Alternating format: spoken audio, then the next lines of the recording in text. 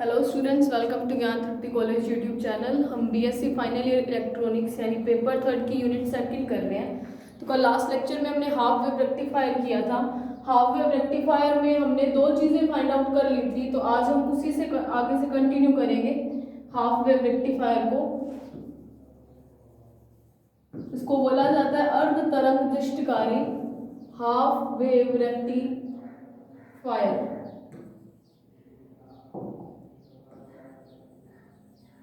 तो इसको अर्ध तरंग दृष्टिकारी क्यों बोलते हैं, आपको कल समझ आ गया था कि हाफ वेव भी किसमें कंट्रीब्यूशन कर रही थी, एसी को डीसी में कन्वर्ट करने में। उसके बाद हमने कुछ दो वैल्यूज निकाली थी, वो क्या थी, एक थी आईडीसी और दूसरी क्या थी हमारी आईआरएमएस। तो हम आईडीसी और आईआरएमएस की वैल्यू निकाल लेते हैं। सबसे पहली चीज तो हमने जो यहाँ पे मानी थी, चलो एक बार सर्किट डायग्राम वापस से देख लेते हैं। तो ये ट्रांसफार्मर की प्राइमरी कॉइल क्यों, क्योंकि एसी सोर्स लगाना है और एसी सोर्स ट्रांसफार्मर जो है एसी सोर्स ही मतलब एसी करंट को ही रेगुलेट करता है। ठीक है, तो ये ट्रांसफार्मर की प्राइमरी कॉइल से कोई एसी सोर्स कनेक्ट किया। फिर यहाँ पे सेकेंडरी कॉइल को किससे कनेक्ट किया, एक डायोड से, और ये उसका ए टर्मिनल, ये बी टर्मिनल, और फिर आगे क्या कनेक्टेड है, लोड कनेक्टेड है आरएल। और लोड पे हम आउटपुट को मेजर करते हैं, तो जो भी हमें मिलेगा आउटपुट वो V0 है। ठीक है, हमने मान लिया कि जो इनपुट दिया है वो कितना है, VI है। तो इनपुट की हमने वैल्यूज फाइंड की थी, मतलब अज्यूम की थी, हमने माना कि जो हमने इनपुट दिया है उसकी वैल्यू है VP sine of omega T। ठीक है, फिर हमने क्या माना था, सेकेंडरी कॉइल पे वोल्टेज कितनी आएगी, वो कितनी आती है N into VP sine of omega T। यहाँ पे N क्या होता है, ratio of number of turns in secondary and primary coils, है ना। सेकेंडरी और प्राइमरी कॉइल के अंदर नंबर ऑफ टर्न्स मतलब फेरों की संख्या का अनुपात होता है। ठीक है, और ट्रांसफार्मर के बारे में आपको अच्छे से पता है कि प्राइमरी कॉइल से इलेक्ट्रोमैग्नेटिक इंडक्शन के कारण सेकेंडरी कॉइल में हमारे पास क्या आती है, वोल्टेज आती है, और कैसी, एसी वोल्टेज, क्योंकि ट्रांसफार्मर पे हम अप्लाई कौन सी कर रहे हैं, एसी वोल्टेज सोर्स अप्लाई कर चुके हैं। ठीक है, तो ये आता है हमारा VS की वैल्यू को उसको हमने क्या मान लिया था, ES, या यहाँ पे आपने शायद उसको EM माना था या VM माना था। अगर अपनों ने VM माना था तो यहाँ पे मैं VM कर देती हूँ, अगर मुझे तो ध्यान नहीं आ रहा मैं इसको EM लेट कर लेती हूँ। ठीक है, EM sine of omega T। तो इसको हमने कोई इक्वेशन दी थी 1, इसको दी थी 2। ये कौन सी है, हमारे पास VS है। अब हमें क्या निकालनी है, आउटपुट, है ना। आउटपुट वोल्टेज हमें पता नहीं है कितनी है, तो आउटपुट में हम एक तो यहाँ से देखो करंट आएगा, एसी सोर्स तो करंट मिलेगा अपने को, है ना। तो मैंने आउटपुट करंट को किससे डिनोट कर दिया, स्मॉल आई से कर दिया। एसी करंट को डीसी में बदला तो आउटपुट क्या मिलेगा, डीसी मिलेगा। लेकिन half wave of AC current he use होती है, इसीलिए इसका नाम हाफ वेव रेक्टिफायर है। अगर आपने कल वाला लेक्चर नहीं देखा तो कल वाले लेक्चर में हमने बहुत ब्रीफ से माना था। अब मुझे ये ध्यान नहीं आ रहा था, ये वाली चीज शायद चेंज हो सकती है, EM वगैरह, अगर चेंज हो तो आप जो आपने कल किया था उस हिसाब से आप कर लेना। ठीक है, बाकी कोई मेजर फर्क नहीं पड़ने वाला आज। अब मुझे ध्यान नहीं आ रहा मैंने क्या अज्यूम किया था, मैंने EM अज्यूम कर लिया बुक के हिसाब से। ठीक है, और अगर आपको लग रहा हो कि EM अज्यूम नहीं किया हुआ, VM या कुछ और टर्म यहाँ पे यूज किया, तो आप उसके बेस पे करना, बस EM की जगह वो चीज चेंज कर देना। ठीक है, तो अब करंट I मुझे नहीं पता, मुझे ओम्स लॉ पता है, V is equals to IR होता है। तो यहाँ से I की वैल्यू आ जाएगी हमारे पास, I की वैल्यू क्या आ जाएगी, V अपॉन R। अब मुझे वोल्टेज तो पता है, इस कॉइल में कौन सी वोल्टेज लगी हुई है, जो मैंने अभी अज्यूम की है, क्या, EM sine of omega T, ये वोल्टेज है अपॉन, अब R के यहाँ पे क्या है, रेजिस्टेंस। अब सेकेंडरी कॉइल में रेजिस्टेंस कौन कौन सा, एक तो सेकेंडरी कॉइल का खुद का रेजिस्टेंस, तो उसको मान लेते हैं RS। दूसरा इसके अंदर कोई इलेक्ट्रिक एलिमेंट लगा हुआ डायोड, उसका रेजिस्टेंस कितना है, RF। और तीसरा हमारे पास लोड रेजिस्टेंस लगा हुआ है। तो मतलब ये तीनों आपस में कनेक्टेड है। किस तरीके से कनेक्टेड है, तो आप देख सकते हो एक ही पॉइंट इन आगे से आगे कनेक्टेड है, मतलब सारे के सारे जो इलेक्ट्रिक एलिमेंट्स हैं वो आपस में सीरीज में कनेक्टेड है। और ये चीज मैं कल आपको और अच्छे से बता चुकी हूँ। तो यहाँ पे क्या आता है, RS plus RF plus RL। अब इन दोनों को अज्यूम क्या किया है, लेट किया है, RS प्लस RF की वैल्यू कितनी है, R के इक्वल। ठीक है, तो यहाँ से करंट I की वैल्यू कितनी आती है, EM upon R plus RL sine omega T। तो यहाँ से हमने एक और चीज मान ली थी, क्या माना था हमने, कि इस आई एम, इसको हम क्या ऐड कर लेते हैं आई एम, तो यहाँ से आई की वैल्यू क्या आएगी I am sine omega T. तो ये चीजें हम कल फाइंड आउट कर चुके थे। इसको हमने कोई इक्वेशन नंबर दे लेते हैं और एक I M is equals to E M upon R plus R L को भी एक इक्वेशन दे लेना। इसको हमने इक्वेशन नंबर ए दे रखी है, आप मान लो कि मैंने इसको ए दिया, कल भी शायद इसको ए दी थी और ये इक्वेशन नंबर आई थी 3rd। उसके बाद हमने क्या निकाला था, कल के लेक्चर को हम थोड़ा सा देख रहे हैं और फिर हम आगे से ही करेंगे। एवरेज आउटपुट करंट है ना, जिसको मैंने किससे शो किया था आईडीसी से, आईडीसी से, क्योंकि हमें आउटपुट में मिलेगा क्या करंट, वो भी कैसा डीसी, क्योंकि रेक्टिफायर का काम ही क्या है एसी को डीसी में बदलना। और रेक्टिफिकेशन प्रोसेस क्या आता है, वो प्रोसेस जिसके अंदर एसी करंट को किसके अंदर चेंज कर दिया जाता है डीसी करंट के अंदर।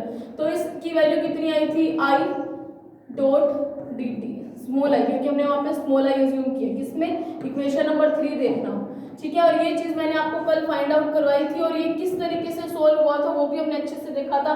ये चीज कैसे आई वो भी हमने कल अच्छे से देखी है, ठीक है। तो इसकी वैल्यू आती है, जितनी भी आती है वो बुक से देख के यहाँ पे नोट डाउन कर देते हैं। उसकी वैल्यू आती है आई एम अपॉन पाई, ठीक है। ये किसकी वैल्यू आई है आईडीसी की। इसको आप इक्वेशन नंबर कोई दे लो, फोर्थ चल रही है ना, हाँ, इसको आपको इक्वेशन नंबर दे लो 4th ए। अब यहाँ से एक और चीज मैं फाइंड आउट कर सकती हूँ, एवरेज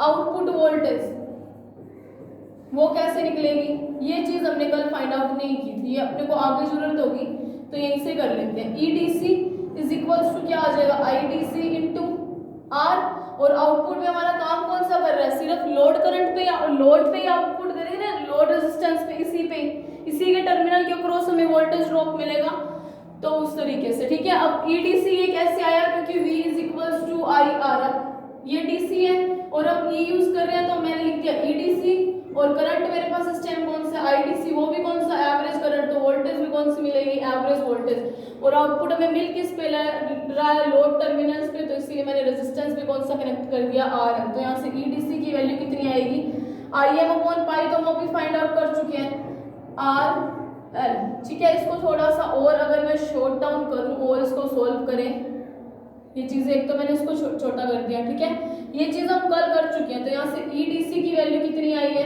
आईएम की वैल्यू हमें पता है, इसलिए मैंने इसको एक इक्वेशन दी थी पर्टिकुलर ए, तो from equation number A, from यहाँ पे आप लिख देना फ्रॉम इक्वेशन ए, तो आईएम की वैल्यू पुट कर देते हैं। उसकी वैल्यू क्या थी E M R plus R L, अब एक साथ में मल्टीप्लाई में ये पाई पड़ा तो पाई लिख दिया इनटू में आर एल। अब इसको कोई इक्वेशन दे लेना 4th बी। उसके बाद हमने क्या फाइंड आउट किया था आरएमएस वैल्यू, ठीक है, आरएमएस वैल्यू ऑफ करंट, वो भी मैंने आपको कल फाइंड आउट करवा दिया, तो वो भी मैं यहाँ से डायरेक्ट ही लिखूंगी। तो I R M S is equals to, इसकी वैल्यू कितनी आई थी, जितनी भी आई मैं बुक से देख के यहाँ पे नोट डाउन कर देती हूँ, ठीक है। और कल हम इसको अच्छे से फाइंड आउट भी कर चुके हैं, तो उसकी वैल्यू आती है आई एम अपॉन 2। तो यहाँ से इसको तो आप इक्वेशन नंबर दे लेना कोई 5th ए। Now EDC, similarly RMS voltage निकाल सकते हैं, तो RMS E R M S, अब इसकी हमें जरूरत तो नहीं है, तो क्या आएगी I R M S. E R M S की वैल्यू की वैसे तो हमें जरूरत नहीं है, लेकिन हम फाइंड आउट कर लेते हैं। तो देखो इसकी वैल्यू क्या आएगी आई आर एम एस, क्योंकि देखो V is equals to I R से again I R M S into R L load पे, ठीक है, क्योंकि हम सारी चीजें मेजर कर रहे हैं लोड पे। और वैसे भी जब आप R M S value find out करते हो, करंट की R M S value find out करोगे, तो उस आर एम एस वैल्यू का ऑटोमेटिकली मीन क्या होता है, उसके अंदर एसी भी है और डीसी भी है, और जहाँ पे ओनली आपको इनपुट करंट की बात करनी हो तब भी वहाँ पे आप I R M S value I R M S को यूज करोगे। और जब आपको वैसे आरएमएस का मतलब ये होता है यहाँ पे कि एसी और डीसी दोनों का मिक्सचर, और वो क्यों है, क्योंकि आप जानते हो कि कल वाला हमें ग्राफ जो मिला था वो इस तरीके से मिला था जो रेक्टिफिकेशन के बाद। तो यहाँ पे हमें ये पता चला था कि करंट यूनिडायरेक्शनल तो हो गया, मतलब दूसरी डायरेक्शन के अंदर वो नहीं जा रहा, लेकिन उसकी जो वैल्यू है वो टाइम के साथ अभी भी चेंज हो रहा है, मतलब डीसी के अंदर मिक्सचर ऑफ एसी चल रहा है। तो जब भी इस चीज की बात करेंगे तब हम आईआरएमएस वैल्यू को फाइंड आउट करेंगे, ठीक है। और हमें लोड पे यानी आउटपुट जो मिल रहा है वो एसी और डीसी का मिक्सचर मिल रहा है, इसीलिए यहाँ पे आरएल का मल्टीप्लाई होता है, ठीक है। तो यहाँ से ईआरएमएस की वैल्यू क्या आएगी IM अपॉन 2 इंटू RL। अब IM की वैल्यू अगेन मेरे को इक्वेशन नंबर ए से पता है, तो फ्रॉम इक्वेशन नंबर ए, ठीक है, तो वो वैल्यू हम यहाँ पे फाइंड आउट रख देंगे, ठीक है। ERMS is equal to, IRMS की वैल्यू हमें पता है EM upon R plus RL होता है, 2 एक मल्टीप्लाई में पड़ा है इंटू RL, इसको दे लेना कोई इक्वेशन नंबर 5 डी, ठीक है। तो यहाँ तक हमने कल फाइंड आउट किया था। अब अपनी नेक्स्ट चीज फाइंड आउट करते हैं, पावर या एफिशिएंसी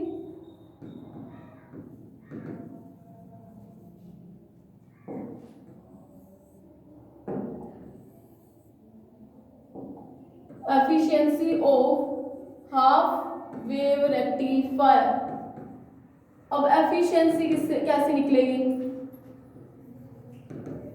सबसे पहले तो एफिशिएंसी को शो करते हैं नीटा या फिर ईटा से। तो नीटा की वैल्यू आती है PDC अपॉन PAC इंटू 100, ठीक है, इन परसेंटेज है।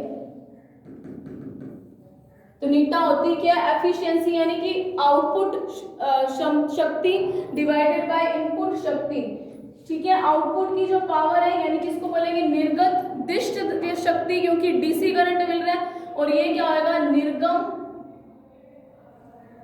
निर्गम एसी शक्ति, ठीक है। सीधा याद रख लो कि नीटा क्या होता है? PDC अपॉन PAC, यानी कि डीसी करंट का पावर अपॉन यानी output power divided by input power, ठीक है। अब इसको आपको ये जो चीज है एफिशिएंसी, इन दोनों का रेशो, मतलब आउटपुट में जो पावर मिल रही है डिवाइडेड बाय इनपुट का पावर। अब अपने को फाइंड आउट क्या करना है? PDC हमें नहीं पता PDC क्या होता है, ना ही हमें ये पता कि PAC क्या होता है, लेकिन हमें एक चीज इतनी जरूर पता है कि पावर होती क्या है? I²R के इक्विवेलेंट आती है। ये चीज हम बहुत सारे टॉपिक्स में इलेक्ट्रॉनिक्स में यूज कर चुके हैं। आपने मैक्सिमम पावर सप्लाई भी किया, फिर आपने एक और टॉपिक किया, हाँ, मैक्सिमम पावर ट्रांसफर में ही हमने I²R यूज किया था। तो उसी हिसाब से हम PDC निकालते हैं। तो ये डीसी करंट है, तो मतलब अब I² कौन सा आएगा? डीसी का इंटू आउटपुट हमें मिल किस पे रही है? लोड पे। सब कुछ आउटपुट हम लोड पे मेजर कर रहे हैं, तो ये चीज मैंने यहाँ पे नोट डाउन कर दी। अब IDC की मुझे एक वैल्यू पता है, वो वैल्यू क्या है? इक्वेशन नंबर 4 है, IM अपॉन पाई के इक्वल आ रही है। तो वो इक्वेशन के अंदर मैं यहाँ पे पुट कर देती हूँ। आप यहाँ पे लिख देना फ्रॉम इक्वेशन 4A, ठीक है। तो यहाँ पे इसकी वैल्यू क्या आएगी? IM² upon pi into RL, because IM upon pi का स्क्वायर कर दिया, ठीक है।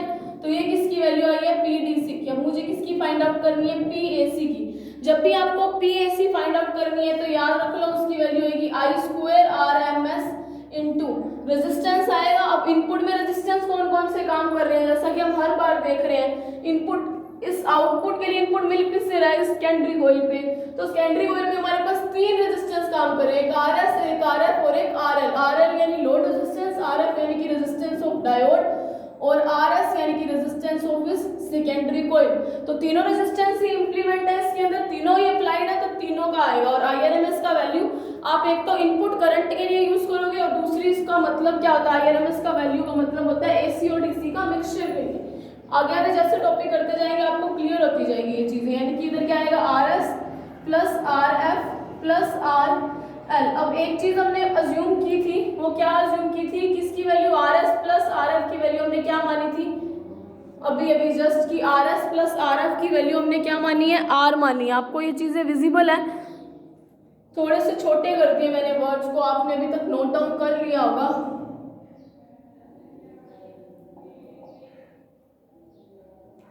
ठीक है, तो अब यहाँ से मैं PAC की वैल्यू मेरे पास क्या आएगी? I²RMS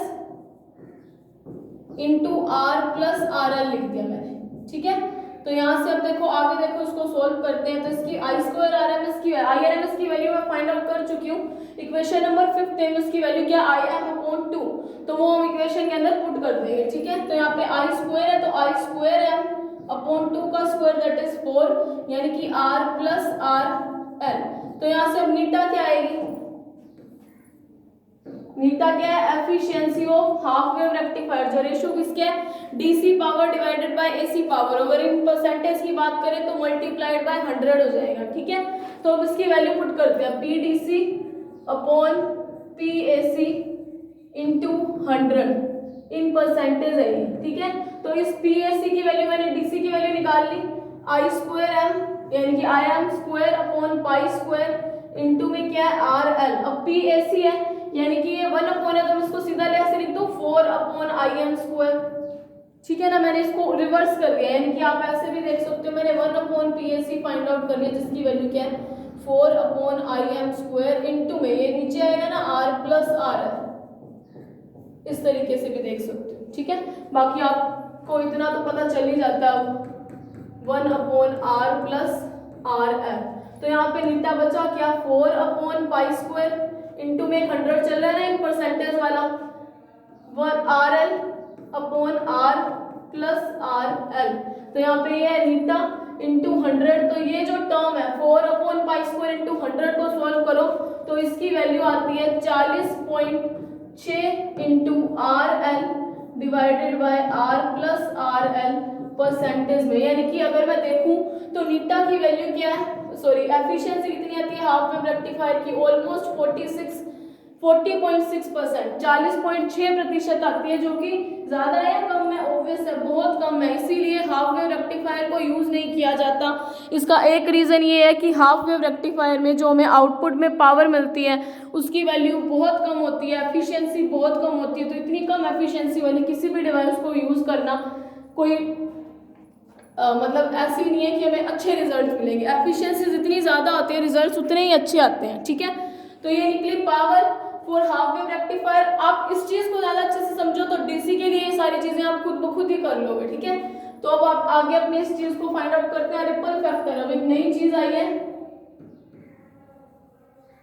तो रिपल फैक्टर जो है वो मोस्ट इम्पोर्टेंट है, क्योंकि रिपल फैक्टर की डायरेक्ट 2 नंबर में भी आपके पास आ सकता है। ठीक है, बाकी टॉपिक के अकॉर्डिंगली रिपल्स का मतलब क्या होता है, सबसे पहले इसको हिंदी में बोला जाता है उर्मिका गुणांक। ठीक है, रिपल फैक्टर को हिंदी में बोलते हैं उर्मिका गुणांक। अब ये रिपल का मतलब क्या होता है, रिपल का मतलब होता है, देखो हमें आउटपुट मिल रहा है, कैसा आउटपुट मिल रहा है हाफ वेव रेक्टिफायर से,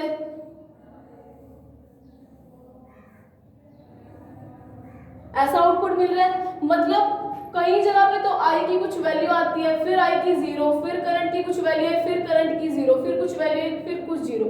मतलब एसी करंट तो होता है ऐसा, डीसी करंट होता है ऐसा straight line with respect to time. अब यहाँ पे देखा जाए तो एसी करंट की 2 चीजें थी, एक तो इसकी डायरेक्शन टाइम के साथ चेंज हो रही थी, दूसरी इसकी वैल्यू भी चेंज हो रही थी।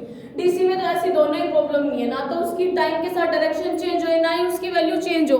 तो फिर इसका मतलब ये हुआ कि आउटपुट में हमें यहाँ पे ये मिला, इसका मतलब क्या हुआ, डायरेक्शन वाला काम तो सॉल्व कर दिया, एसी को डीसी में बदलना रेक्टिफायर इसका मेन काम था। तो मतलब डायरेक्शन वाली प्रॉब्लम तो सॉल्व हुई कि ये बाय डायरेक्शनल था, उसको यूनिडायरेक्शनल में कन्वर्ट कर दिया, मतलब कुछ क्वालिटीज डीसी जैसी आई, लेकिन क्या प्योर डीसी मिला, नहीं मिला, कुछ ना कुछ इसकी वैल्यू चेंज होती जा रही है, जो किसके इक्विवेलेंट है, एसी करंट जैसा। मतलब आउटपुट में जो हाफ वेव रेक्टिफायर में मिला वो हमें आउटपुट में डायरेक्शन वाली प्रॉब्लम तो सॉल्व हुई, लेकिन आउटपुट में जो करंट मिला है उसकी वैल्यू टाइम के साथ बदलती जा रही है। ये चीज ये शो करती है कि आउटपुट में हमें क्या मिला है, एसी और डीसी का मिक्सचर मिला है। ठीक है, तो आउटपुट में एसी और डीसी का मिक्सचर मिलता है, तो वो वैल्यू आउटपुट में यानी कि डीसी करंट में एसी के मान को क्या बोला जाता है, रिपल बोला जाता है। ठीक है, उर्मिका या इसको पल्सेटिंग करंट बोला जाता है।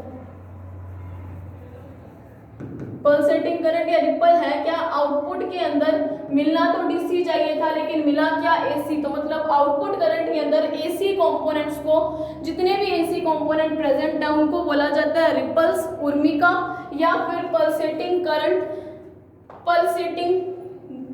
Pulsating current. ठीक है, अब हिंदी में पल्सेटिंग को क्या बोलते हैं पता नहीं। ठीक है, तो ऐसी आपको इस चीज से भी समझ आ गया, मतलब पल्सेस मिल रही है। तो ये डायग्राम देख के आपको ये चीज समझ आई कि रिपल का मतलब क्या है, कि आउटपुट में हमें एसी और डीसी का मिक्सचर मिल रहा है, तो आउटपुट करंट में एसी कंपोनेंट्स को, एसी की जितनी भी मात्रा उसको बोला जाएगा रिपल या फिर पल्सेटिंग करंट्स।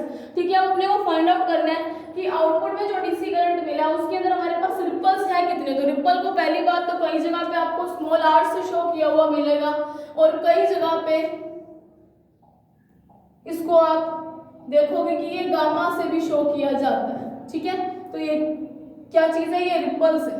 रिपल को हिंदी में बोला जाता है उर्मिका गुणांक, ठीक है। उर्मिका का मतलब क्या हुआ, इस डीसी करंट में या निर्गत आउटपुट करंट में जितनी मात्रा में एसी करंट मिल रहा है तो उस एसी करंट की मात्रा को यानी एसी कंपोनेंट्स को ही क्या बोला जाता है, रिपल्स, या फिर जो करंट मिलता है उसको पल्सेटिंग करंट बोला जाता है, ठीक है। रिपल यानी कि उर्मिका बोला जाता है। तो सीधी सीधी डीसी के अंदर एसी की value is known as ripple, ठीक है।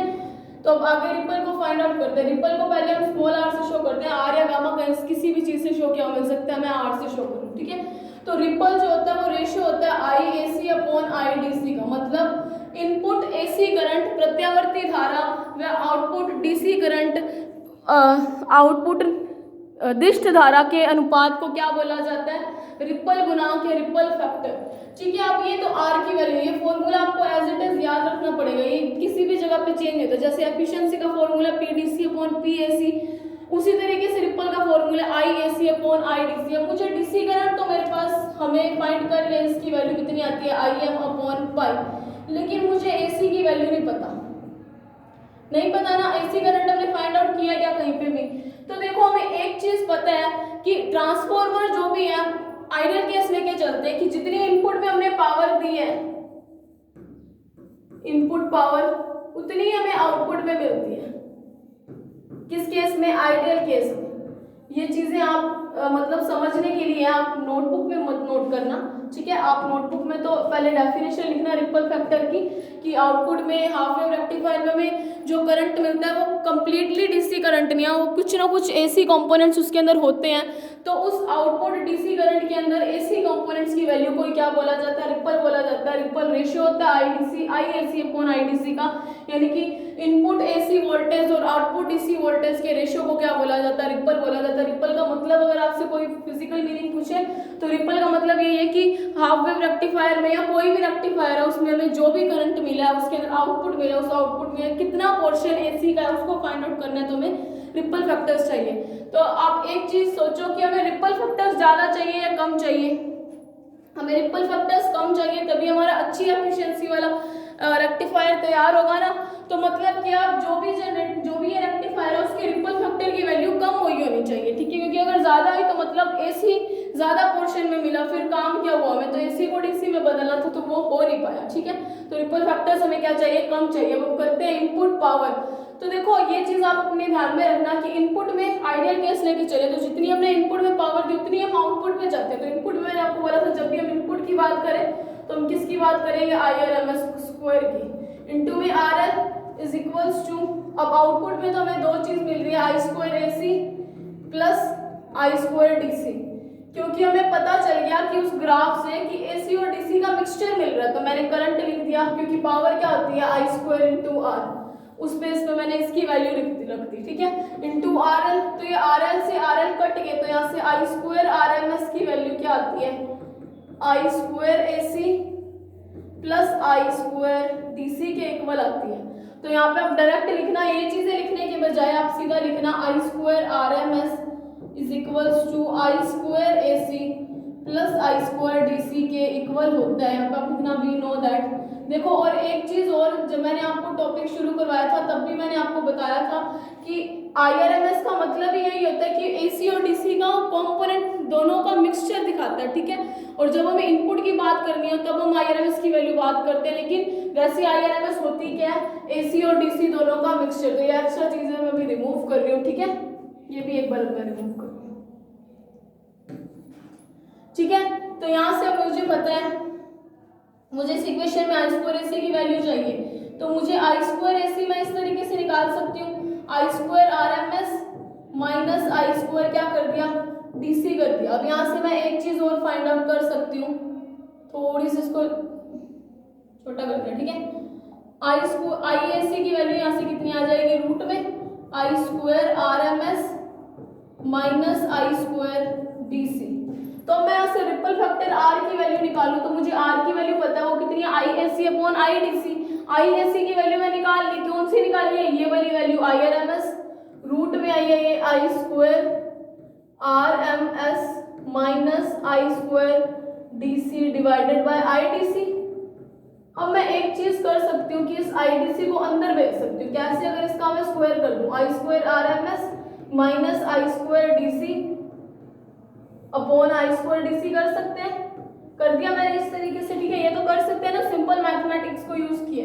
तो यहाँ से आर की वैल्यू कितनी आई है, अगर मैं इसको और सिंप्लीफाई करूँ, यहाँ पे बना I square R M S upon I square D C minus I square D C divided by I square D C that is 1। तो मैंने सीधा यहाँ पे क्या लिख दिया, 1 लिख दिया। अब मेरे पास दोनों वैल्यूज फाइंड आउट है ऑलरेडी। कौन सी आई आर एम एस की वैल्यू मैंने निकाल रखी है, आई एम अपॉन 2। फिर अगर मैं देखूँ आई डी सी की वैल्यू क्या, आई एम अपॉन पाई। तो दोनों वैल्यूज हम वहाँ पे पुट कर देते हैं, ठीक है। जब मैं दोनों वैल्यूज को यहाँ पे पुट करूंगी तो मुझे पता है यहाँ से आर की वैल्यू क्या आ रही है, रूट में आई एम अपॉन 2 का whole square. I R M S की वैल्यू पुट कर दी और इसकी वैल्यू क्या है, आई एम अपॉन पाई का होल स्क्वायर माइनस में 1 चल ही रहा है। तो यहाँ से आर की वैल्यू क्या आएगी, अगर इसको मैं ऊपर भेज दूं इस तरीके से, आई एम का square upon 4 into pi square upon I M का स्क्वायर माइनस का 1, आई एम का square to I M square 1। तो अब सारी की सारी वैल्यूज आपको पता है क्या, पाई की वैल्यू में आपको पता है 3.144, तो ऑलरेडी 4 है, माइनस में 1 पड़ा है। तो इस सारे को सोल्व करके इसकी वैल्यू आती है 1.21। और अगर इन परसेंटेज की बात करूं तो रिपल फैक्टर की वैल्यू आती है 121%। तो ये कम है या ज्यादा है, कितना ज्यादा है, इसका मतलब हाफ वेव रेक्टिफायर एक अच्छी डिवाइस है या नहीं है, ऑब्वियसली एक अच्छी डिवाइस नहीं है, क्योंकि रिपल फैक्टर की वैल्यू कितनी ज्यादा आ रही है। मींस जो काम करना था रेक्टिफायर ने, एसी को डीसी में बदलना था, तो वो काम तो हो ही नहीं पाया, है ना। क्योंकि एसी और डीसी में रिपल फैक्टर का सिंपल मीनिंग क्या है, एसी के अंदर डीसी का मिक्सचर। अब यहाँ पे तो एसी के अंदर डीसी का मिक्सचर है, 121% एसी आ रही है, एसी करंट मिला आउटपुट में, तो डीसी मिला क्या। तो फिर इसका मतलब ये हुआ कि रिपल फैक्टर बहुत हाई है, इसीलिए हाफ वेव रेक्टिफायर्स को यूज नहीं किया जा सकता। तो अगर आपसे कोई पूछे कि हाफ वेव रेक्टिफायर्स को यूज क्यों नहीं कर सकते, तो हमें 3-4 चीजें अभी तक पता चली। एक तो रिपल फैक्टर ऑब्वियस है, 121% आ रहा है, 121% है, तो कितना ज्यादा। दूसरी हमने इसकी एफिशिएंसी निकाली तो वो ऑलमोस्ट 40.6% टाइम आया है ना, 40.6 टाइम्स कुछ परसेंटेज में आई है, तो वो भी कितनी कम है। तो एफिशिएंसी बहुत कम, रिपल फैक्टर बहुत ज्यादा, यानी कि डीसी के अंदर एसी के कंपोनेंट्स बहुत ज्यादा आ रहे हैं। तो इसका मतलब हाफ वेव रेक्टिफायर एक अच्छे से एफिशिएंट डिवाइस नहीं है, क्योंकि ये कंप्लीटली एसी को डीसी में नहीं बदलती, है ना। तो अब आगे अपनी एक और चीज हम फाइंड आउट करेंगे, वो होता है वोल्टेज रेगुलेशन। ये चीज आप ध्यान से देखना, हिंदी में बोला जाता है वोल्टता नियामक, ठीक है, हिंदी में इसको वोल्टता नियमन बोला जाता है, ठीक है। अब ये वोल्टता नियमन का मतलब क्या होता है, आप पहले तो वोल्टेज को देखो, हमें कौन सी वोल्टेज पे ध्यान देना, हमें तो सिर्फ आउटपुट से लेना देना है। आउटपुट वोल्टेज हमें मिलती कौन सी है, डीसी वोल्टेज मिलती है। तो मुझे ईडीसी की वैल्यू एक पता है कि ये रही ईडीसी, तो इसी के बेस पे अपने को तो इसी को करना है ना। अगर आपने कर उसका बेसिक जो मैंने डायग्राम आपको दिखाया था बना के ब्लॉक डायग्राम, तो आपको ध्यान होगा कि यहाँ पे क्या था, एक ट्रांसफार्मर था, नहीं ये एसी सोर्स था, एसी सोर्स को आगे क्या किया था, किसी ट्रांसफार्मर से कनेक्ट किया था, ट्रांसफार्मर से क्या था, रेक्टिफायर्स थे, फिर रेक्टिफायर से हमें क्या मिला थे, फिल्टर लगाए थे ताकि जो भी कंपोनेंट्स है उसको रिमूव किया जा सके। फिर हमने यहाँ पे क्या किया था, वोल्टेज रेगुलेशन किया था, फिर हमें आउटपुट मिला था, है ना। वोल्टेज रेगुलेशन करते क्योंकि हमें एक मतलब जितनी भी मिले एक जेनरस सी अमाउंट मिले वोल्टेज की, एक ऐसी अमाउंट हो जिसको हम आगे किसी भी अपैरेटस में किसी चीज में यूज कर सके, इसीलिए वोल्टेज को रेगुलेट किया जाता है। अदरवाइज अगर वोल्टेज कम या ज्यादा हो तो उस स्पेस पे क्या होगा, हमारे अपैरेटस अच्छे से काम नहीं करेंगे। तो यही वोल्टेज रेगुलेशन हम बताते हैं कि वोल्टेज रेगुलेशन होती क्या। सबसे पहले तो मुझे ये पता है आउटपुट करंट, आउटपुट वोल्टेज कितनी है।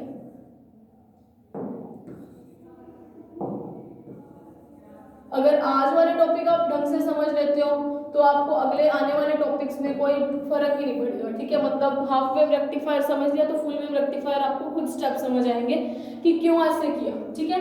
तो आउटपुट वोल्टेज हमें पता है, आउटपुट वोल्टेज होती क्या है, EDC is equals to EM upon pi R plus RL। यही चीज आ रही है क्या, एक बार इक्वेशन चेक कर लेते हैं। यही चीज आ रही है, EM upon pi R plus RL, into में एक RL भी आ रहा है, ठीक है। तो इक्वेशन 4th भी लिखी है मैंने, फ्रॉम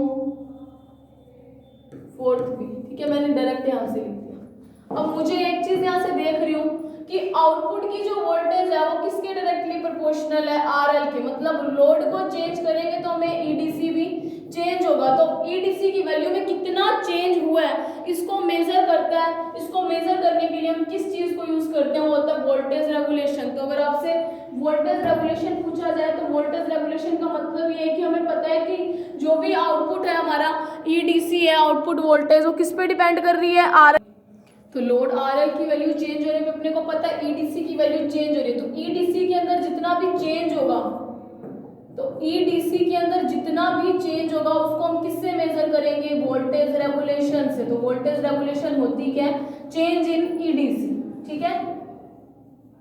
यानी कि मैं ड्रॉप को देख लूं, चेंज इन ईडीसी हम कैसे निकालेंगे, जितना हमने इनपुट में वोल्टेज लगाई और आउटपुट में हमें कितना लोड पे ड्रॉप मिला, है ना। लोड पे कुछ ना कुछ तो वोल्टेज का ड्रॉप होगा, तो चेंज कितना हुआ, जितना दिया और एंड में हमें क्या मिल गया। अगर उन दोनों को मैं माइनस कर दूं, अगर इनिशियली मैंने ई दिया और आउटपुट में ई नोट मिला, तो ई माइनस ई नोट तो मेरे को क्या बताएगा, कितना चेंज हो गया, मतलब लोड पे कितनी कमी हुई है। तो अगर आपसे वोल्टेज रेगुलेशन का मतलब अगर आपको जानना हो तो वोल्टेज रेगुलेशन क्या है, अगर इस इक्वेशन से मुझे पता चल रहा है EDC directly proportional to RL, यानी कि अगर मैं लोड रेजिस्टेंस को चेंज करूं तो ईडीसी की वैल्यू चेंज होती रहेगी। लोड रेजिस्टेंस को कम करूं तो ईडीसी कम, ज्यादा करें तो ज्यादा, मतलब लोड रेजिस्टेंस में चेंज तो हमें आउटपुट वोल्टेज में भी कुछ ना कुछ चेंज मिलेगा। तो आउटपुट वोल्टेज में जितना भी चेंज हुआ उसको हम किससे मेजर करते हैं, वोल्टेज रेगुलेशन से।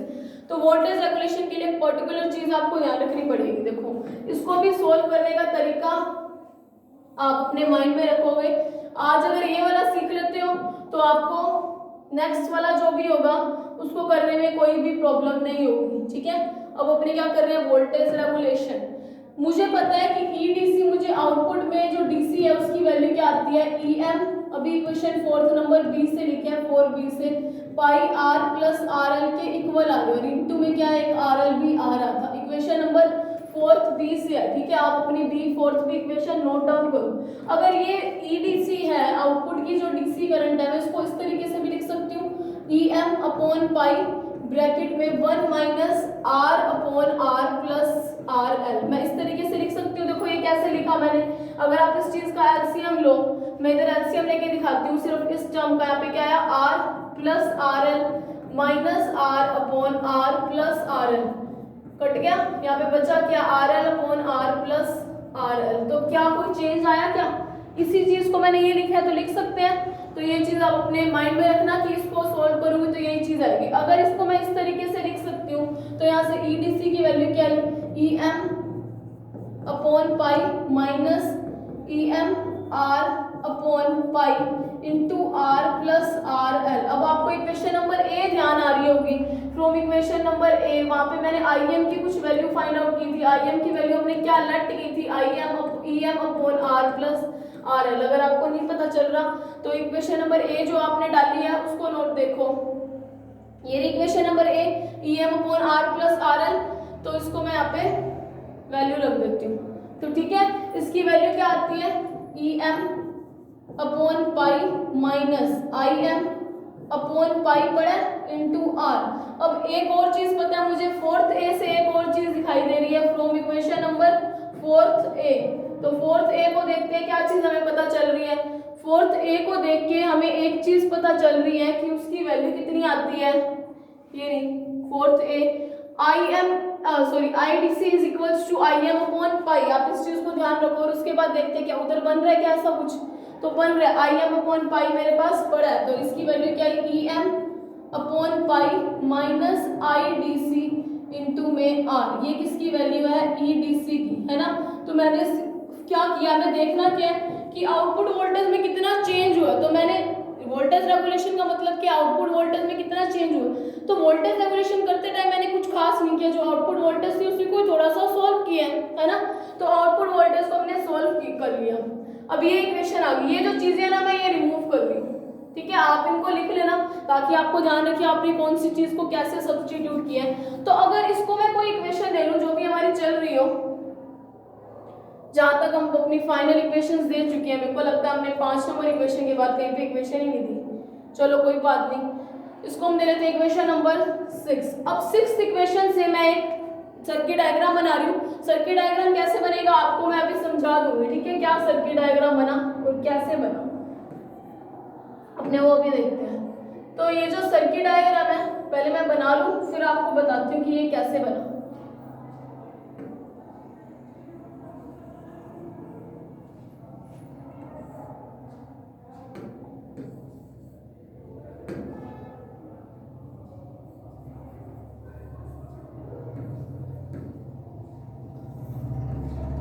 देखो मैंने अभी एक सर्किट डायग्राम बनाया है।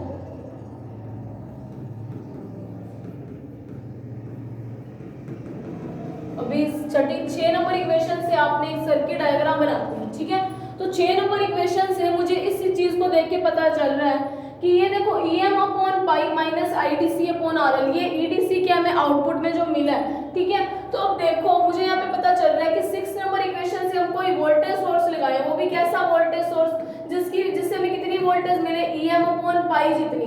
अगर EM अपॉन पाई जितनी वोल्टेज मिले और उस सोर्स की जो इंटरनल रेजिस्टेंस है RI वो R के इक्वल हो, तो हमें आउटपुट में क्या मिलेगा, आउटपुट करंट देखिए क्या आएगा। इस इक्वेशन को सेटिस्फाइड सर्किट डायग्राम बनाया तो आउटपुट करंट मुझे पता नहीं, ठीक है। मैंने मान लिया कि इस सर्किट में IDC करंट फ्लो हो रहा है, ठीक है, ये IDC करंट है। तो V is equals to IR, तो यहाँ से I क्या होगा V बाय R, ठीक है। तो मुझे V पता है, मैंने क्या लगाया EM अपॉन पाई लगाया और R की वैल्यू क्या R प्लस RL है ना, इनटू अपॉन में आ रहा है तो R प्लस RL। तो IDC की वैल्यू क्या यही आई थी क्या, EM upon pi R plus RL। और अगर आप इसको देखो तो ये चीज आपकी IM बनी थी, ये क्या बनी IM अपॉन पाई, तो यहाँ से क्या मिला IDC। तो मतलब इस नंबर इक्वेशन से 6 इक्वेशन से अगर मैं सर्किट डायग्राम बनाऊं तो मेरे पास एक ऐसा ही सर्किट बना कि मैंने EM अपॉन पाई कोई वोल्टेज सोर्स लगाई जिसकी मतलब कोई सोर्स लगाई जिसकी वोल्टेज कितनी है EM अपॉन पाई आ रही है और उसका इंटरनल रेजिस्टेंस I किसके इक्वल है R के, क्योंकि कोई भी सर्किट है उसका कुछ ना कुछ इंटरनल रेजिस्टेंस तो जरूर होगा। मैंने क्या मान लिया, वो R के इक्वल है और उसके अंदर करंट मैंने ऐसे एज्यूम की कि वो IDC। हमें देखना है कि जो हम IDC लेके चल रहे हैं वही मिल रहा है क्या। अब यहाँ पे देखो ये IDC मैंने बनाई और इस सर्किट को मतलब इस इक्वेशन से ये सर्किट डायग्राम हम कैसे बना सकते हैं, अगर आउटपुट में करंट की वैल्यू सेम आ जाए। तो यही मेरे पास IDC थी और यहाँ पे भी यही चीज IDC थी, तो मतलब इस इक्वेशन से ये सर्किट बनाया जा सकता है। ये चीज आप अपनी रफ नोटबुक में यूज लिखना, नोट डाउन करना, ये सारी चीजें कौन सी कि आपने एक सर्किट इस इक्वेशन से आपको पेपर में तो सीधा लिखना है कि 6 नंबर इक्वेशन से तुल्य परिपथ बनाने पर, ठीक है, इक्विवेलेंट सर्किट बनाने पर। वो इक्विवेलेंट सर्किट बना कैसे इस इक्वेशन से, तो वो हमने यहाँ पे देखे कि अगर हमने कोई वोल्टेज सोर्स लिया जिसकी वोल्टेज इतनी और इसका इंटरनल रेजिस्टेंस R है और उसके अंदर लोड रेजिस्टेंस मैंने RL कनेक्ट किया, तो RL और R दोनों सीरीज में है तो इसलिए मैंने इन दोनों को जोड़ दिया। अगर मुझे आउटपुट में करंट अगर IDC मिलती है और यहाँ पे भी वो आउटपुट करंट है तो वो IDC इसी के इक्वल आ रही है, वही चीजें लिखी है ना, मैंने कुछ चेंज नहीं किया। तो मैंने उसको लिख दिया। तो अगर आप पेपर में लिखोगे, कॉपी में लिखोगे तो आप ये लिखोगे कि समीकरण नंबर 6 से तुल्य परिपथ बनाने पर, जब आप तुल्य परिपथ बनाओगे तो इसी तरीके का परिपथ बनेगा। अब अगर इस इक्वेशन को आप इधर वाली चीज को एक बार ढंग से देखो, इस इक्वेशन को और इस सर्किट डायग्राम से हमें एक चीज पता चल रही है कि ये इनपुट में कुछ वोल्टेज है, ठीक है, और यहाँ पे देखो करंट इनटू रेजिस्टेंस यानी आउटपुट वोल्टेज, क्योंकि इस सर्किट के अंदर आउटपुट करंट फ्लो हो रहा है, कौन सा IDC। अगर आप इस इक्वेशन को ढंग से देखो तो आपको एक चीज यहाँ पे समझ आ रही है, ये है इनपुट वोल्टेज और ये मेरे पास क्या है आउटपुट वोल्टेज, ये इनपुट ये आउटपुट और ये इन दोनों का डिफरेंस, मतलब ये क्या चीज शो कर रहा है, वोल्टेज ड्रॉप को, ठीक है। तो अब अपने टॉपिक पे आते हैं, हमें क्या निकालना है, वोल्टेज रेगुलेशन। तो ये चीज जो है वोल्टेज रेगुलेशन आपने अपने सेकेंड ईयर के प्रैक्टिकल्स में किया हुआ है, ठीक है। आपको अगर ध्यान हो, आपने हाफ वेव और फुल वेव रेक्टिफायर का प्रैक्टिकल नोट डाउन किया था अपनी फाइल्स में और आपने वो प्रैक्टिकल परफॉर्म किया था। तो फिर वोल्टेज रेगुलेशन यानी कि मैं उसको VR से शो कर रही हूँ, उसका फॉर्मूला आपको ध्यान होगा, V no load minus V full load upon V full load into 100। ये जो है ये फॉर्मूला आपने प्रैक्टिकली डिराइव कर चुके हो, ठीक है। तो ये फॉर्मूला प्रैक्टिकली आप कर चुके हो वोल्टेज रेगुलेशन का। VNL मतलब V यानी वोल्टेज, NL मतलब नो, L मीन्स लोड, मतलब V no load minus V full load upon V full load into 100। तो ये प्रैक्टिकल से आपको आपके ये फॉर्मूला आता है, ये प्रैक्टिकली आप परफॉर्म कर चुके हो तो इसको आपको अच्छे से पता है कि ये फॉर्मूला किस तरीके से बनता है, ठीक है। तो अब ये हमारे पास इक्वेशन होगी, अब ये मेरे पास 6th इक्वेशन है, ठीक है। अब यहाँ से मुझे इतनी चीज पता है, मुझे इस इक्वेशन में EDC जो है मैं यहाँ पे एक बार लिख देती हूँ, EM upon pi minus IDC into R, R है ना, ओनली RL नहीं है, ठीक है।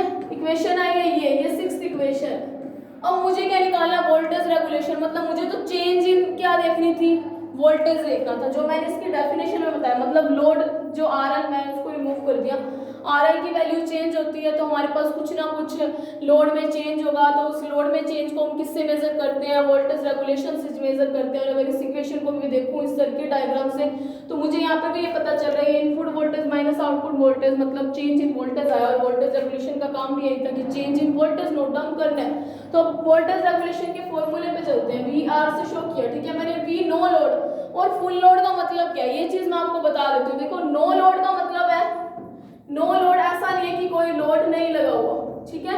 नो लोड का मतलब ये नहीं है, नो लोड जहाँ पे भी लिखा होगा उसका मतलब ये होगा कि आउटपुट में RL क्या हो, इंफिनिटी लगाओ, यानी कि आउटपुट नो लोड का मतलब इंफिनिटी, मतलब नो करंट।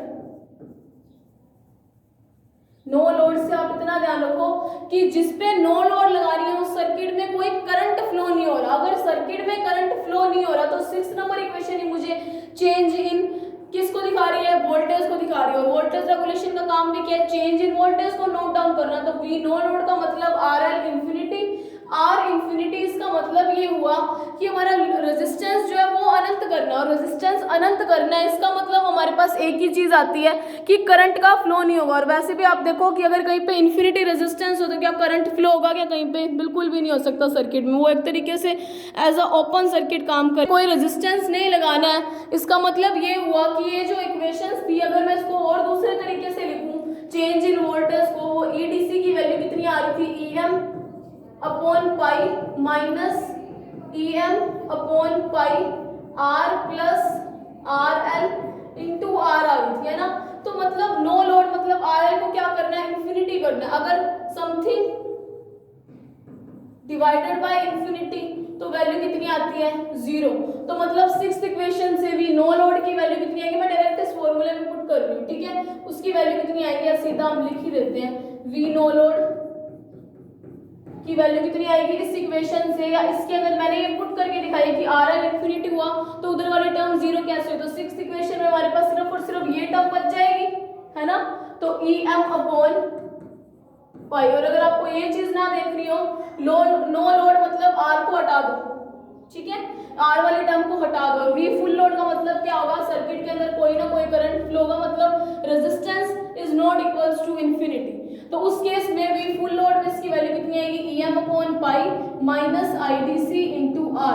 अगर आपको वैसे नो लोड का मतलब होता है कि करंट फ्लो ना होना, R का इंफिनिटी। और अगर आपको इसी इक्वेशन से करना हो तो आप ये देख लो, V नो लोड का मतलब लोड को हटा दो, रेजिस्टेंस R को वाली टर्म को हटा दो, और फुल लोड का मतलब इसको रख लो।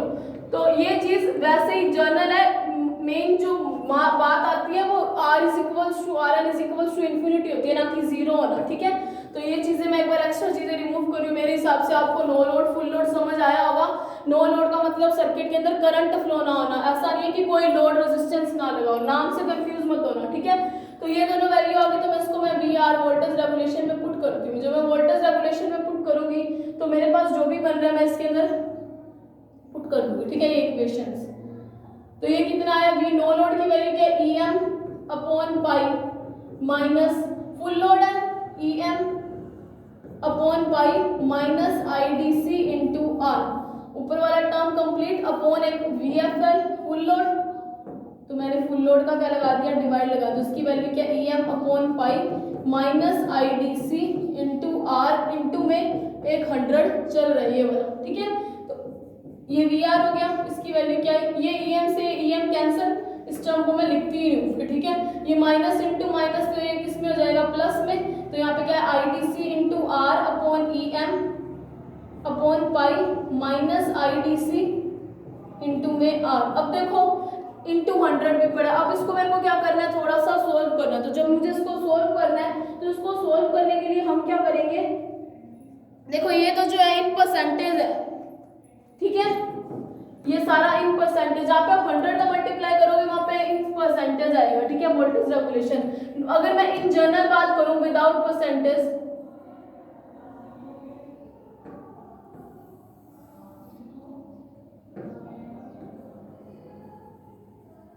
इन जनरल में बात करूं तो मतलब मैं परसेंटेज को हटा देती हूँ, तो यहाँ से वी आर की वैल्यू क्या आएगी, V no load minus V full load upon V full load, ठीक है। तो यहाँ से मैं जनरल में मैंने वी आर की बात किया, परसेंटेज को हटा दिया, तो वी आर की वैल्यू में ये वैल्यूज पुट कर देते, तो यहाँ से क्या है, इसको सोल्व करने पे मतलब ये 100 हट जाएगा, ठीक है। सोल्व करने पे क्या आएगा, I D C into R. अगर आप 100 रखना चाहो तो रख लेना, कोई प्रॉब्लम नहीं आएगी। इन परसेंटेज आपको लिखते चलना पड़ेगा, मतलब परसेंटेज का साइन लगाते रहना पड़ेगा। अगर आप नहीं भी लिखोगे तब भी कोई प्रॉब्लम नहीं आएगी। ई एम अपॉन पाई, अब जैसा आपको कन्वीनियंट लगे आप उस हिसाब से करना, ठीक है। अगर आपको 100 को रखना है तो आप रख भी लेना, कोई दिक्कत नहीं आएगी। अगर आपको इन जनरल बात करनी है तो आप परसेंटेज हटा भी सकते हो। इसको कोई इक्वेशन नंबर दे लो, उसको मैं इक्वेशन नंबर जो भी हमारी नेक्स्ट चल रही है इसको मैंने इक्वेशन नंबर 7 दे दी, ठीक है। अब ये 7th इक्वेशन है। अब देखो ये वी आर की वैल्यू आई है, मुझे एक चीज पता है कि अगर मुझे इसको भी सोल्व करना और ये सोल्व हो नहीं पाएगा। अब यहाँ पे आते हैं अपने, कहाँ पे आए, इस जगह पे, देखो इस इक्वेशन में, ठीक है, 4th ए में। तो अगर मैं इक्वेशन 4th ए की बात करूं, मैं अलग पेन से लिख रही हूं, ठीक है, यहाँ पे लिख रही हूँ, आप अपनी नोटबुक में साइड पे लिखना। 4th ए, आईडीसी की वैल्यू कितनी आई है, आई एम अपॉन पाई, है ना। तो यहाँ से आईडीसी की वैल्यू है, आई एम की वैल्यू मुझे पता है E M upon pi R plus R L. और अगर आपको ये ना ध्यान हो तो आप इसको इक्वेशन नंबर ए भी लिख लेना।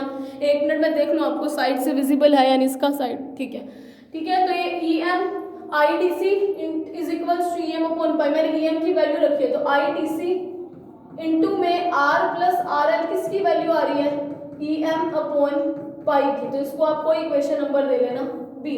सो from equation 7th and B solve करने के लिए मैंने सब्स्टिट्यूशन किया है, ठीक है। कैसे किया आप अपनी नोटबुक में इसको नोट डाउन कर सकते हो। फ्रॉम इक्वेशन 7 एंड बी, या put the value of equation number be in 7। तो यहाँ से वी आर की वैल्यू क्या आएगी मेरे पास, वी आर की मेरे पास एक पर्टिकुलर वैल्यू आएगी, वो वैल्यू क्या आएगी, I D C into R, E M upon pi की मैं वैल्यू पुट कर देती हूँ, I D C into R plus R L minus I D C into में आर। मैं इस सारे पेज को ना थोड़ा सा छोटा कर रही हूँ ताकि आप, हमारे पास यहाँ पे कुछ स्पेस हो नोट डाउन करने के लिए। आपने ये चीज़ें ऑलरेडी नोट डाउन कर ली होगी, ठीक है, बाकी आपको विजिबल भी है। अब देखो, अब इसको आगे से सोल्व करें। अगर मैंने जनरल बात की, अगर आपको परसेंटेज लगाना तो आप लगा सकते हो, ठीक है। तो यहाँ से वी आर आया, I D C into R upon, मैंने इसका मल्टीप्लाई कर दिया आई डी सी का, R plus I D C into R L, एक माइनस में I D C into R पड़ा है, ठीक है। तो ये दोनों टर्म आपस में कैंसिल आउट हो गए। तो यहाँ पे वी आर की वैल्यू क्या है, आई डी सी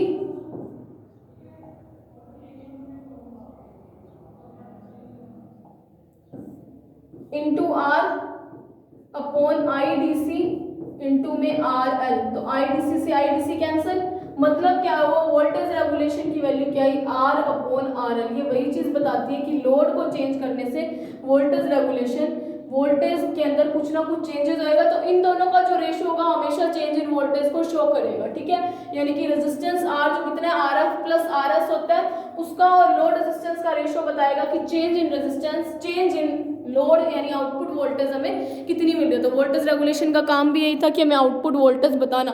तो इस टॉपिक को ध्यान में रखना, रिमाइंड में रखना, पेपर में सारा टॉपिक करना है। ये कई जगह पे अकेला टॉपिक भी आया हुआ है शॉर्ट क्वेश्चन में, जिसमें आपके पास आता है हाफ वेव रेक्टिफायर के लिए वोल्टेज रेगुलेशन को समझाइए। तो आपको ये सारा करना है, अपैरेटस डायग्राम भी बनाना है और ये वाली चीज भी आपको शो करनी है। एक चीज यहाँ पे रह गई है, वो चीज क्या है वो अभी देखते हैं अपने। मैंने सारे टॉपिक को एक बार, ठीक है, थोड़ा सा प्रिसाइज कर दिया, विजिबल तो आपको है ही। तो देखो ये जो इक्वेशन है E M upon pi minus I D C into R is equals to E D C. अगर मैं इसको ऐसे लिख दूं, E D C is equals to minus I D C into R plus E M upon pi, तो ये equation यहाँ पे देखो, इसको y मानो, इसको मान लो m माइनस एम, और ये एज एक्स काम कर रहा है प्लस ये एज अ कांस्टेंट काम कर रहा है, तो ये एक स्ट्रेट लाइन की इक्वेशन बनी। तो मतलब इस टाइम पे जो मेरे पास इक्वेशन ग्राफ अगर मैं अपलोड करूं तो मुझे पता है स्ट्रेट लाइन की इक्वेशन आती है ऐसी, अभी ये m कैसी है माइनस में, मतलब ग्राफ कैसा आएगा ऐसा, तो ग्राफ बनेगा ऐसा। और ये किस किस के बीच में है, ईडीसी आईडीसी के अंदर, क्योंकि एक्स एक्सिस पे मेरे पास x आता है, तो x की वैल्यू तो मतलब आईडीसी पे चलेगा, करंट में चेंज हो रहा है, और दूसरा क्या है ईडीसी चेंज होगा, ठीक है। और ये इंटरसेप्ट की वैल्यू कितनी आती है, ई एम अपॉन पाई। ये सिंपल मतलब स्ट्रेट लाइन इक्वेशन बनती है, एक चीज भी आप साथ में नोट डाउन करना, ठीक है। और उसके बाद ये चीजें भी आपको पूरी ध्यान रखनी है। अभी नो लोड और फुल लोड हमने कैसे फाइंड आउट किया, तो वो चीज तो आप समझ चुके हो कि ये नो लोड और फुल लोड आती कैसी है, आई इक्वेशन नंबर 6 से है, ठीक है। नो लोड फुल लोड का मतलब भी आप समझ चुके हो। अब एक नई चीज करते हैं, वो है पीक इनवर्स वोल्टेज। ये लास्ट पॉइंट इसके अंदर करना है, पीक इनवर्स वोल्टेज। तो सिंपल सी बात ध्यान करो, पीक इनवर्स वोल्टेज का मतलब होता है वो वोल्टेज जिसपे क्या हो, डायोड के अंदर करंट क्या हो, जीरो मिले, डायोड से आउटपुट क्या मिले, जीरो, ठीक है। तो पीक इनवर्स वोल्टेज क्या आएगी, वो वोल्टेज जिसपे हमें क्या मिले, आउटपुट में करंट कैसा मिले, जीरो मिले। और अगर मैं इसका ग्राफ बनाऊं, हमें आउटपुट क्या मिल रहा था, इस तरीके का आउटपुट मिल रहा था, है ना, ये आउटपुट था, और ये वाली हमारी एसी करंट हमने दी थी। और जो डायोड थी फर्स्ट हाफ साइकिल में तो एज अ फॉरवर्ड बायस काम कर रही थी, तब तो हमें ये करंट मिल रहा था। लेकिन जैसे ही नेगेटिव हाफ साइकिल में गया तो diode as a reverse bias काम कर रही थी, उस केस में हमें करंट नहीं मिला। तो रिवर्स बायस में करंट नहीं मिला, उस टाइम वोल्टेज कितनी थी, मैंने मैक्सिमम वोल्टेज हमने क्या मानी थी, ईएम मानी थी, इस टाइम वोल्टेज क्या थी, माइनस ईएम। तो पीक इनवर्स वोल्टेज क्या होता है, मैग्नीट्यूड ऑफ वोल्टेज।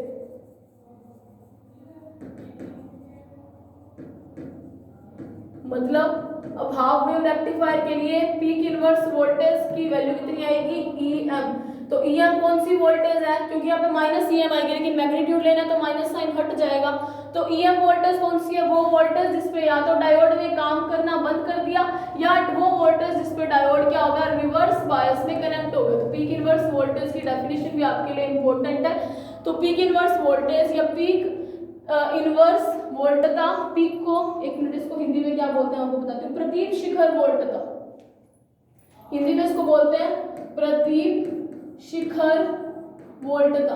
तो प्रतीप शिखर वोल्टता क्या है, वोल्टेज का वो मान जिसके ऊपर या तो डायोड रिवर्स बायस में, अगर डायोड रिवर्स बायस में तो ऑटोमेटिकली डिप्लेशन लेयर की विड्थ इतनी बढ़ जाएगी, तो चार्ज पार्टिकल्स जो होंगे, हमारे इलेक्ट्रॉन्स होंगे, वो रिस्पेक्टिव मतलब अपने अट्रैक्टिव आयंस की तरफ मोशन ही नहीं कर पाएंगे। अगर मोशन नहीं करेंगे तो करंट फ्लो नहीं होगा। तो सिंपल तरीके से दो तरीके से डेफिनेशन लिख सकते हो, पीक इनवर्स वोल्टेज वो वोल्टेज जिसके ऊपर या तो डायोड में आउटपुट में कोई करंट ना मिले, या आप लिखो पीक इनवर्स वोल्टेज वो वोल्टेज होती है जिसके ऊपर क्या हो, डायोड रिवर्स बायस में कनेक्टेड हो, और उस वोल्टेज का मैग्नीट्यूड आता है। पीक इनवर्स वोल्टेज को PIV से भी लिख सकते हैं, PIC से भी लिख सकते हैं, और इसकी वैल्यू हाफ वेव रेक्टिफायर के लिए EM आएगी।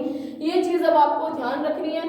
तो यहाँ तक हाफ वेव रेक्टिफायर आज कंप्लीट होता है। आगे frequency of half wave rectifier भी है, वो आपके काम का टॉपिक नहीं है, क्योंकि वो मैथ्स के फोरियर सीरीज से आएगा। आप जब मैथ्स में फोरियर सीरीज कर लोगे तब आप उस टॉपिक को करना, ठीक है। वैसे वो एग्जाम में नहीं आता। तो इतने पॉइंट्स आज हमने किए हैं। हाफ वेव रेक्टिफायर यहाँ पे कंप्लीट होता है। सबके सब टॉपिक आपको ध्यान में रखने हैं। अगर आपको ये टॉपिक ध्यान में है तो आप no doubt full wave rectifier easily कर लोगे। तो डेफिनेशंस थ्योरी मैंने आपको कल बताई थी, यहाँ पे हो सकता है मैंने कल कुछ अलग माना, तो आज मुझे ये ध्यान रखा था, इसलिए मैंने इसको लट कर लिया। अगर आपने कल वाले टॉपिक से नोट्स बनाया तो जो कल माना था उसको भी यहाँ पे लिख सकते हो, ठीक है। कोई फर्क नहीं पड़ेगा, जहाँ मैं EM लिख रही हूँ, जो मैंने अज्यूम किया था वो लिख सकते हो, ठीक है। फिर हमने ये वाला वो करंट निकाल लिया था, IRMS वैल्यू भी निकाल दी थी। कल मैं EDC और ERMS वैल्यू फाइंड आउट करवाना भूल गई थी, तो वो आज मैंने इनको फाइंड आउट करवाया। कल वैसे भी टॉपिक कंप्लीट नहीं हुआ था। उसके बाद हमने पावर निकाली।